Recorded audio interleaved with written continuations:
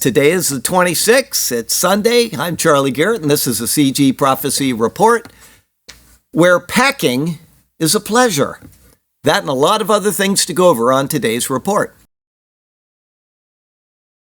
Okay, I just said it to the congregation, and now I will say this to the people that are online that watch the prophecy update, is that you need to remember on next Saturday night before you go to bed to bring your clock back 1 hour. You want to fall back. So wherever you attend church in America, you want to make absolutely sure that you show up on time. You fall back on Saturday. Yeah. Okay, whatever you do, just make sure you're at church on time. We got some visitors, Brad and Lisa. It's good to have you guys here. And when did you arrive in Sarasota? 15 minutes ago. Oh, so you just got here? Yeah, we didn't go to the park. Wow. We stayed in Fort Myers. Oh, okay. So you drove up this morning from Fort Myers? Yes, sir. Wow. Well, I'm whining about not having a cup of coffee, and good to have you all here. It's wonderful to see you. Let's see here. I got a friend, Karen Jogrist. It's her birthday today, so happy birthday to Karen. And daylight savings time, yes, I've covered all the announcements. So we got some news from Israel today. From All Israel, Tel Aviv Stock Exchange soars. It's been going off since they have had this, after the hostage deal and Gaza ceasefire. The Israeli Stock Exchange is not only recovering, but has made significant gains during the past 2 years of war. They didn't think that would happen, and in fact, it was just the opposite of, it's like Trump and his tariffs. It'll never work, and it's been working. Anyway, 141 Tel Aviv stocks have doubled in value since the October 7th attack. Despite the war, the TASE has been placed among the top Western exchanges.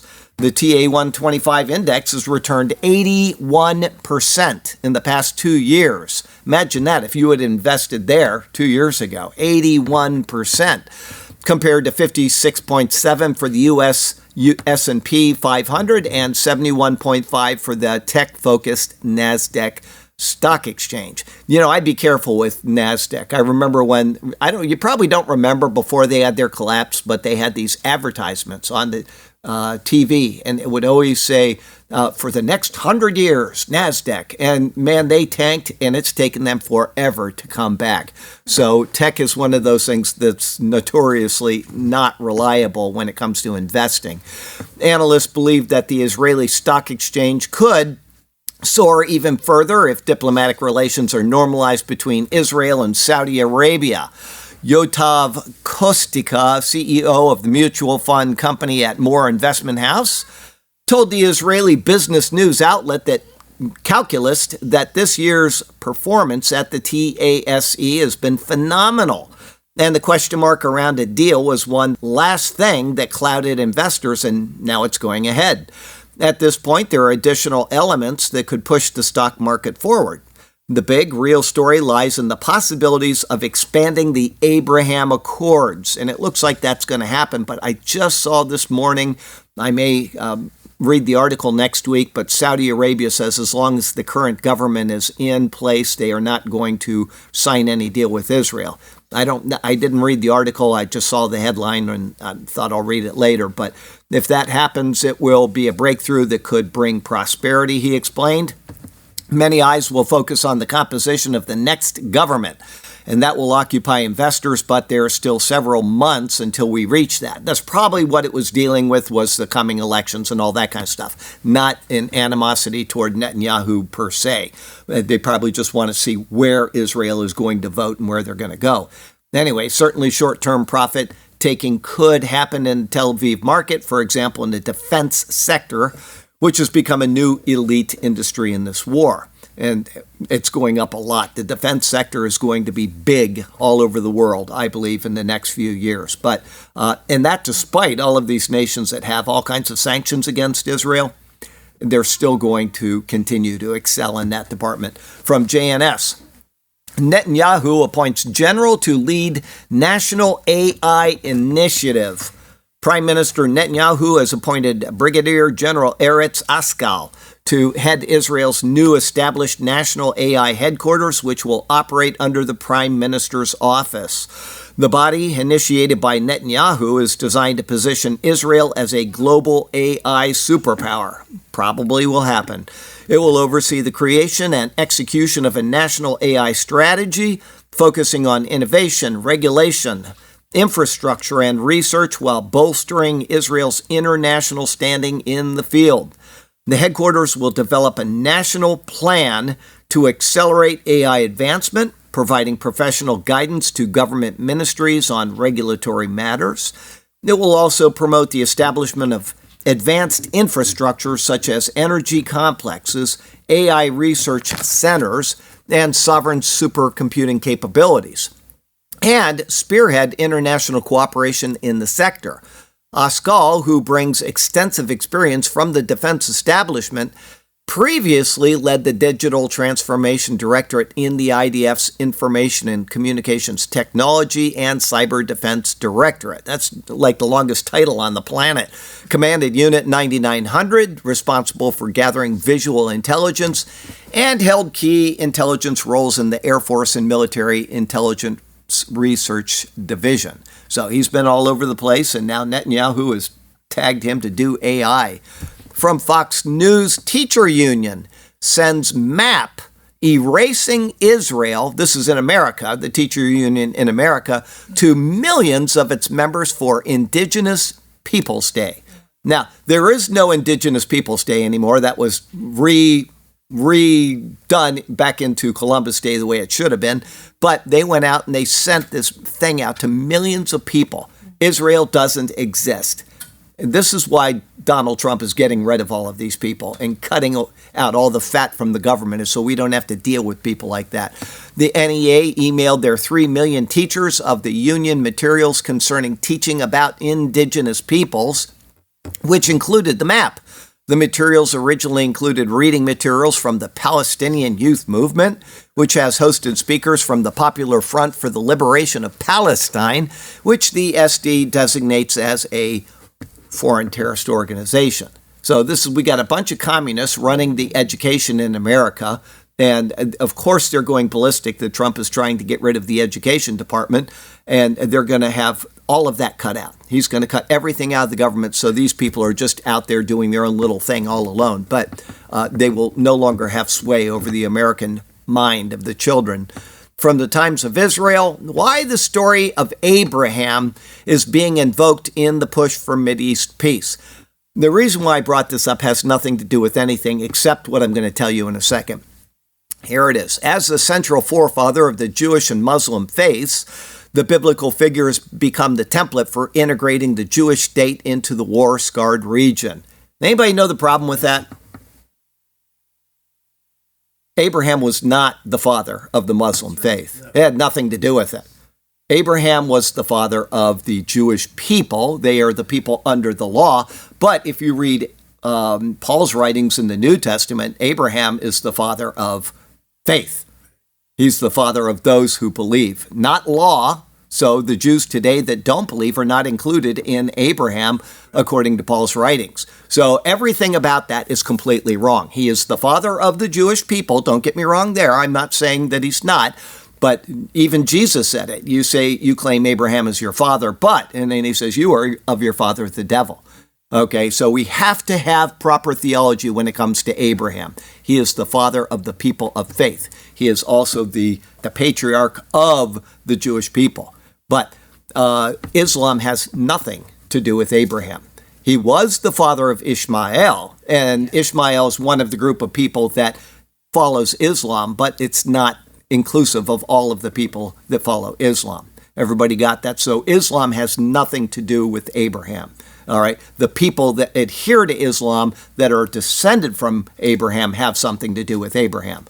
I hope you got that. It's an important thing for you to remember because too many people have this wrong and their theology is all over the place. The Bible is very clear about, I could take you to what Jesus said there and I repeat it again for you, is that Abraham is our father, and if he said, if Abraham was your father, you would believe in me because he wrote of me. Go read John chapter 5. He said, you are of your father, the devil. They have rejected Jesus. Until they come to Christ, they are, as Paul writes in the New Testament, lo ami, not my people. The people of God are the church. That doesn't mean that Israel isn't the people of God in anticipation of coming to Christ, because the nation will be brought into the covenant. But please understand that. If you don't understand what I just said, don't get angry. Send me an email and I will send you what you need to know. Okay? It's very important that you get proper dispensational theology right. If you don't get it right, you are going to have bad theology and you are going to misunderstand what is happening with Israel in the world today. Okay? What's happening with the temple being built is not a good thing. It's going to happen. The Bible says it's going to happen, but that is contrary to what God wants for Israel. What does God want for Israel? Can anybody here answer that? The nation of Israel. To believe in Christ. To come to Christ.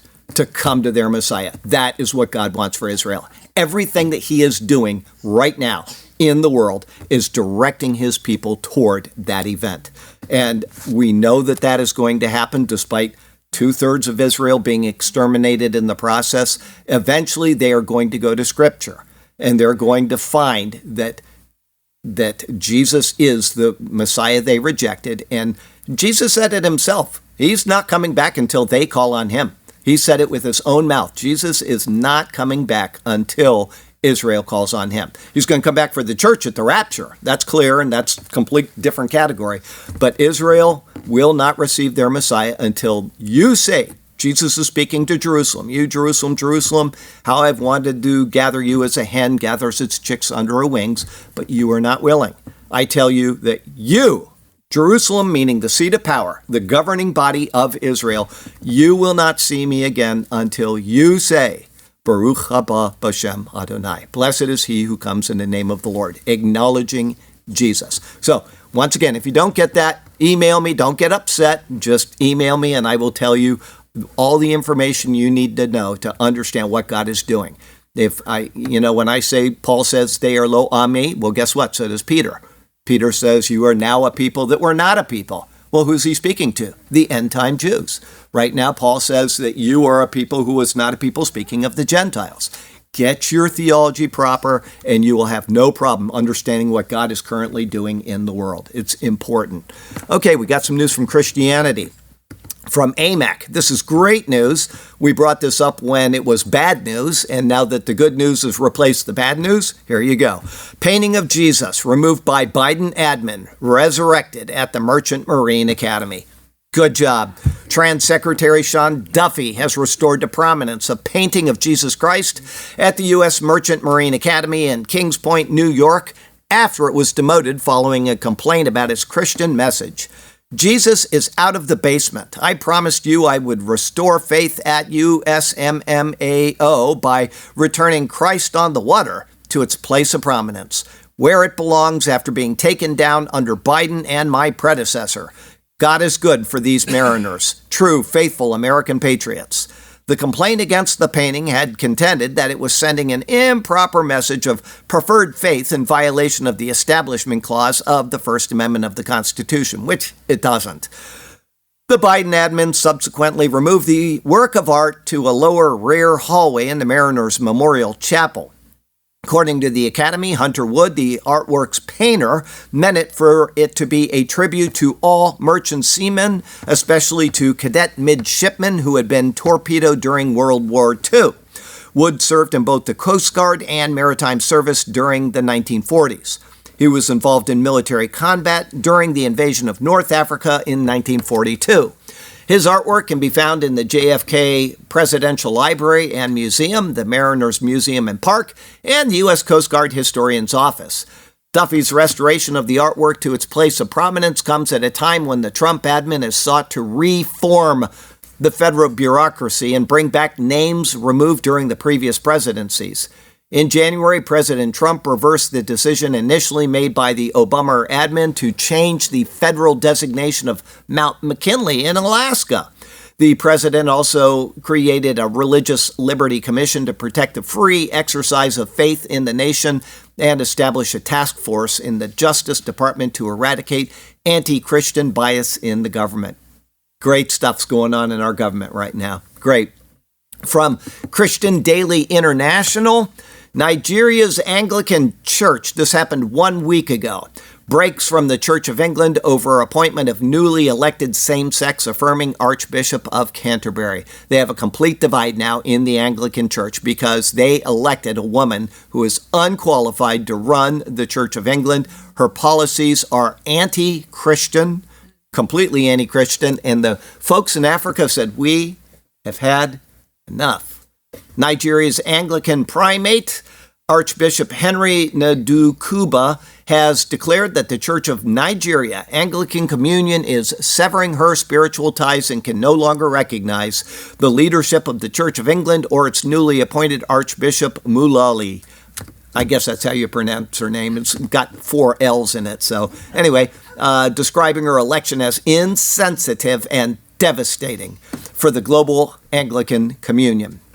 In a statement, Ndukuba, very hard name to say, it's got an N, a D, and anyway, Ndukuba said Mulali's appointment disregarded both the biblical convictions of many Anglicans who oppose female headship in the episcopate and her public support for same-sex marriage blessings. He said the development marked a troubling moral decline and deepening theological crisis within Anglicanism. The election is a double jeopardy, he said. First, it disregards the conviction of the majority of Anglicans who cannot accept female headship in the episcopate. And second, it is more disturbing that this bishop is a strong supporter of same-sex marriage. This election is a further confirmation that the global Anglican world could no longer accept the leadership of the Church of England and the Archbishop of Canterbury. Got some news from Mideast and Africa today. From Fox, the Vatican. I'm sure you heard about this, but if you didn't, you need to hear about this. The Vatican grants Muslim plea for dedicated prayer room at the Vatican. Friar Cardinale, vice prefect, said that in Muslim academics, they had requested an area to pray, and the library had agreed. Some Muslim scholars have asked for us for a room with a carpet for praying, and we have given it to them. So they're at the Vatican, the seat of Christianity in the whole world, even though it's not. I mean, that's what people think. Yeah. They see that, they see Christianity. They are allowing Muslim prayers.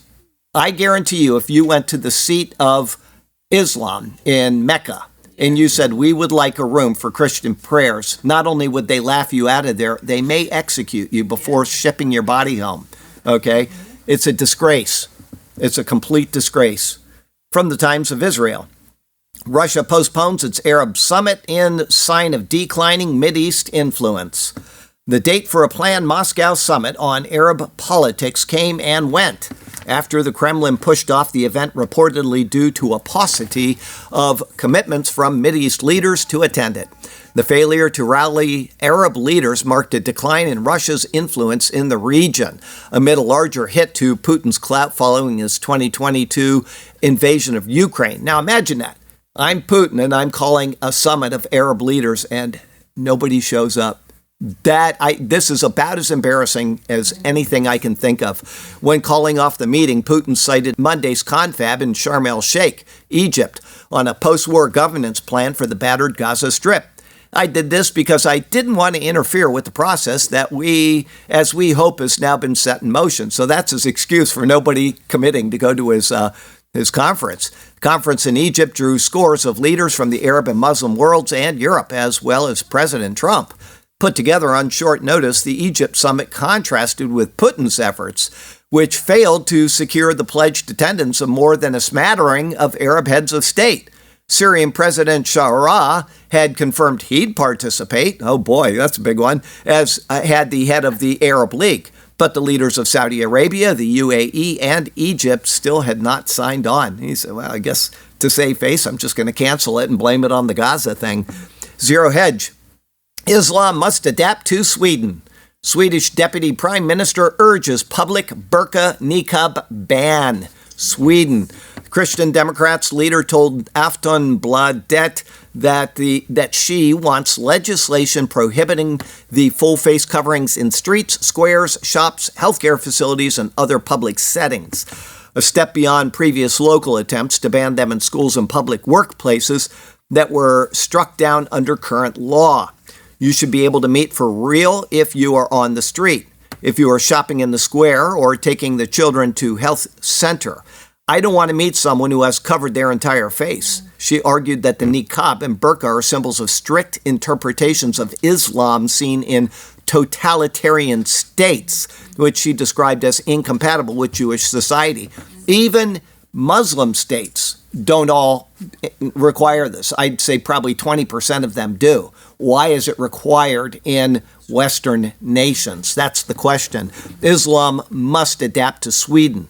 You can be a proud Swedish Muslim, Christian, Jew, or atheist, but there are fundamental Jewish values that must apply to us all. Times of Israel. Australia upholds visa ban on anti-Semitic far-right influencer Candace Owens. Now, I understand that she's a complete wacko. She used to almost be normal, and then she went off on the deep end. But I don't understand this because, listen, rejecting appeal, High Court backs government's decision last year to bar her from country citing her anti-Semitic views, Holocaust denial, and Islamophobia. They let terrorists into their nation unvetted. They bring in countless people to Australia constantly, and yet they won't let her in to speak her mind. Okay, I don't get that. If you're going to hold to a standard, you need to hold to it for everybody. If you've got people in Australia that are not obeying the Australian laws, you don't give them a free hand. You kick them out of the country, and they're not doing that. So I don't understand that as opposed to what they do allow. Once they're holding the same standard for everybody, I'll agree, because I wouldn't want her in my country either. From the Express, chaos in UK town as machete thugs rip down England flags. We don't feel safe. The people don't feel safe anymore because they're frustrated with what's going on in the UK. They want their country back. They're hanging up flags, and now the people that have moved into the country that are not legal are tearing down their flags and threatening them with machetes. It sounds just like LA 3 months ago. People waving the Mexican flag, tearing down American flags, and calling it good. Mongolia. From the AP, Mongolia's prime minister ousted after 4 months in ruling party feud. I mean, we just got this guy in. I just brought him to you, and now their opponents, the Prime Minister Gorbachev, managed to pass a controversially worded resolution that effectively dismissed him from office.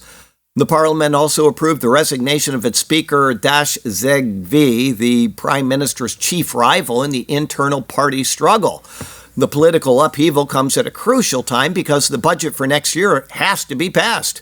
Teachers who are demanding salary hikes, which happens everywhere, in the budget went on strike, and medical doctors are threatening to do so too. Okay, they got problems, they were going so well. They were going so well, and all of a sudden they're starting to go down the old other side of the roller coaster. Daniel 12 technology today from Fox. This is cool. I really enjoyed this article. You might not, but, asphalt isn't the kind of thing that you get excited about. Okay? But I thought this was a great article. Researchers create revolutionary... Before I go on, why would I be excited about something with asphalt? How many people here? Raise your hand if you love potholes. Anybody? Okay, here we go. Researchers create revolutionary AI fabric that predicts road damage before it happens. Road crews may soon get a major assist from AI. Researchers at Germany's Fraunhofer Institute have developed a fabric embedded with sensors and AI algorithms that can monitor road conditions from beneath the surface. This smart material could make costly, disruptive road repairs far more efficient and sustainable. Right now, most resurfacing decisions are based on what? There's a pothole. Time to resurface, right? Visible damage. But cracks and wear in the layers below the asphalt often go undetected until it's too late. The system uses a fabric made from flax fibers interwoven with ultra-thin conductive wires. These wires detect minute changes in the asphalt base layer, signaling potential damage before it reaches the surface. Once the fabric is laid under the road, it continuously collects data. A connected unit on the roadside stores and transmits this data to an AI system that analyzes it for early warning signs. As vehicles pass over the road, the system measures changes in resistance within the fabric.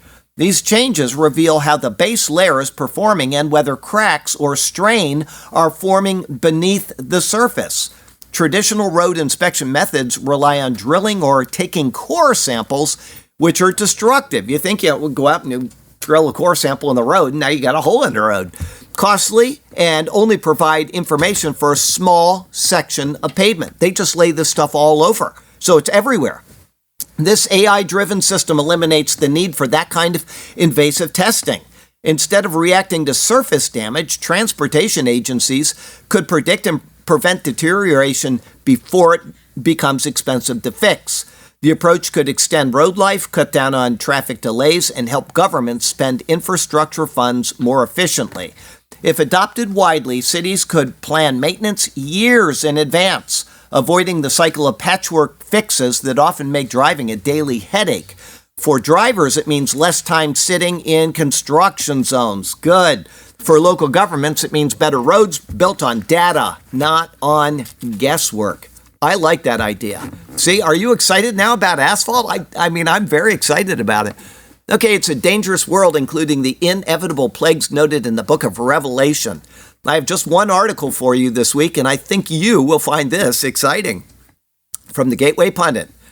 The Kenyan High Court has now suspended, does anybody know? It's such good news.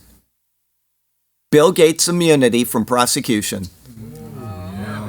This unprecedented decision stems from a lawsuit filed by Kenyan Senator, I'm not going to try, the last name is Linturi, who accuses the Microsoft founder and his allies of engaging in activities that consume and destroy the sovereignty of Africa. Now, he's been over there for years, giving all kinds of people all kinds of shots. Yeah. And he's saying, this is good. Do you know what his family was? They were into what's that? Eugenists. He's from a line of eugenists. And now he's over there helping the whole world all of a sudden. You think? The ruling is not just a legal victory. It is a battle cry for sovereign nations awakening to the dangerous overreach of unelected global elites operating under the guise of philanthropy and public health. This case unveils the tip of the iceberg of a dark agenda that conservative voices have denounced for years.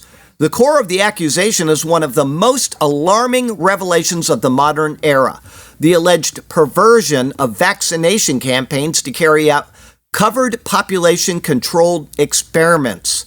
As detailed in the court, the World Health Organization, an entity heavily funded by Gates, they launched a tetanus eradication campaign in Kenya between 2014 and 2015. However, Kenyan doctors and researchers discovered that the vaccine used was radically different. It was reportedly a fertility-regulating vaccine, which combined the tetanus toxoid with the hormone human chorionic gonadotrophin, HCG, essential for sustaining pregnancy. The insidious consequence, as alleged, is that when injected into a woman, her immune system produces antibodies that attack this hormone, effectively resulting in sterilization. The devastating repercussions for the Kenyan people are already visible and quantifiable. Local healthcare professionals have reported a chilling and inexplicable rise in infertility cases among young, healthy couples.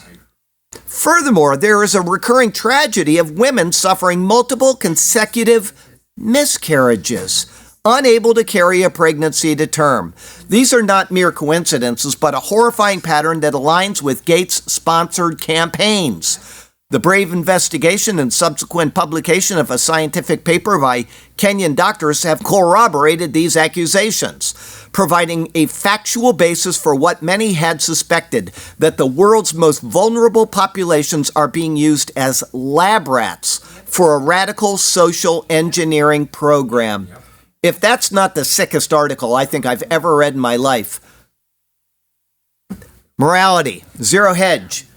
California makes euthanasia law permanent for terminally ill. Oh, we're going to try it. It'll only be a test case, and then what did I tell you? Every time they get their foot in the door, they take it to its extreme and then go further. Gateway Pundit, thanks to Gavin Newsom, criminal alien kills 6 people in drunk driving collision after California authorities ignore his ICE detainer. Gateway Pundit, what about that guy's rights, right? Gateway Pundit, Massachusetts foster parents, this is the second of this type of article within 2 months, who fostered 8 children are stripped of license after refusing to bow to woke state mandate forcing them to affirm children's LGBTQIA plus identity. That's the second good family in 2 months that they've done this to that I know of. Mail Online, Gen Z's gender craze cools as student non-binary numbers plunge. It tells you it was a fad all along. It was pushed by these people. Trump is in office now, and the numbers are going down like you're on the roller coaster, on the really fast one. Unbelievable. They're saying that this is normal, this is healthy, this is people. It's not. It's been perverted all along. Yes. The Post-Millennial. Oregon Dems give $1.5 billion in free health care to illegal immigrants statewide. Gateway Pundit, State of Oregon, to spend more on program that offers free health care to illegal aliens than the entire state police budget. Breitbart, New York City Transit slasher strikes again after being released by judge. Just let him out. Goes right out and does it again. Gateway Pundit, Victoria's Secret, Victor's Secret. Transgender models walk in lingerie at 2025 Victoria's Secret fashion show. Ridiculous. Zero hedge. Harvard course on black women in politics omits prominent conservatives. Gateway Pundit. ICE lodges immigration detainer for illegal alien convicted for raping 11-year-old girl repeatedly after family hired him for home renovation. Biden previously designated predator a non-enforcement priority. What about that young kid's rights? What about the rest of her life? Zero hedge. Washington teen faces civil rights complaint for refusing to play basketball against male athlete. She is being prosecuted because she wouldn't play against a guy. High school basketball player in Washington state has been accused of bullying, harassment, after she allegedly misgendered a guy who pretends to be a female. Got some other news for you.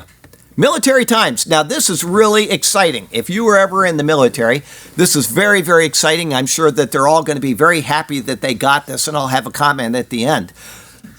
Buffalo chicken, Thai, and Cuban food come to the MRE lineup in 2026.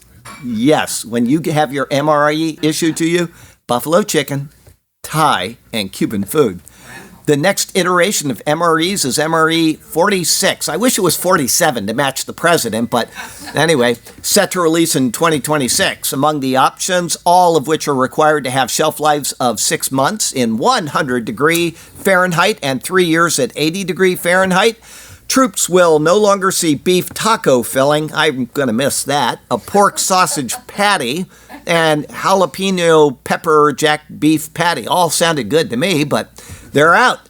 Instead, those items will be replaced with buffalo chicken, Cuban-style beef picadillo with vegetables, and a Thai-style red curry with chicken sauce and rice.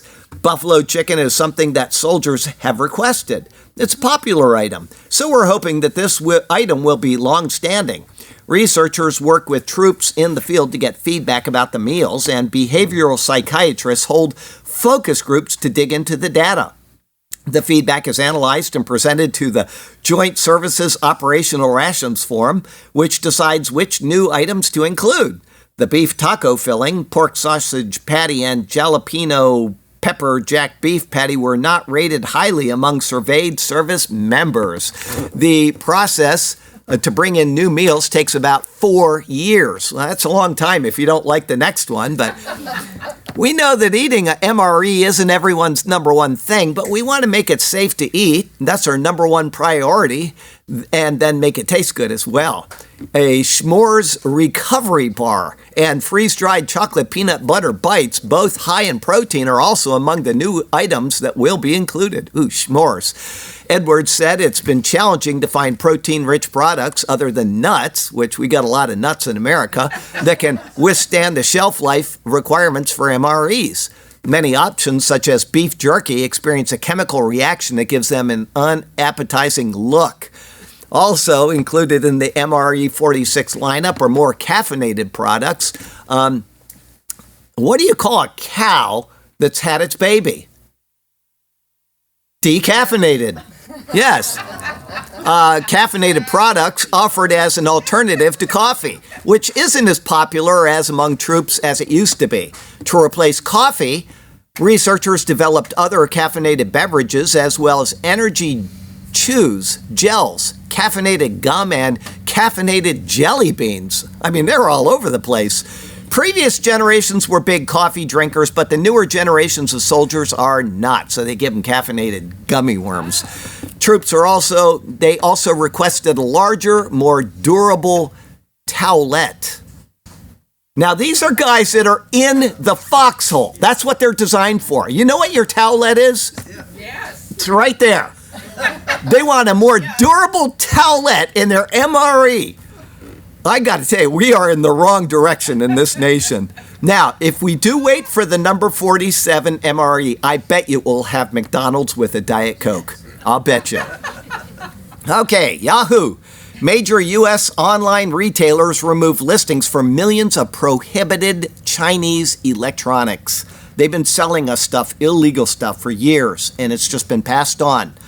And now they've had enough of it. FCC Chair Brendan Carr said the items removed are either on a U.S. list of barred equipment. They were already barred and they were just selling them anyway, or were not authorized by the agency, including items like home security cameras and smart watches from companies including Huawei, Hangzhou, Hikvision, ZTE, and Dahua Technology Company. Carr said companies are putting new processes in place to prevent future prohibited items as a result of FCC oversight. They've been spying on every aspect of our lives, and nobody did anything about it until Trump. From DNYUZ, Trump wants to ground Chinese airlines' advantage on U.S. routes by making their flights hours longer. Chinese have been taking advantage of this war between Russia and the Ukraine, and they've been able to way outbid us because of this. Trump is tired of it. The order aims to address competitive disparities faced by U.S. airlines due to sanctions. Chinese airlines have an advantage by avoiding longer, costlier routes around Russia.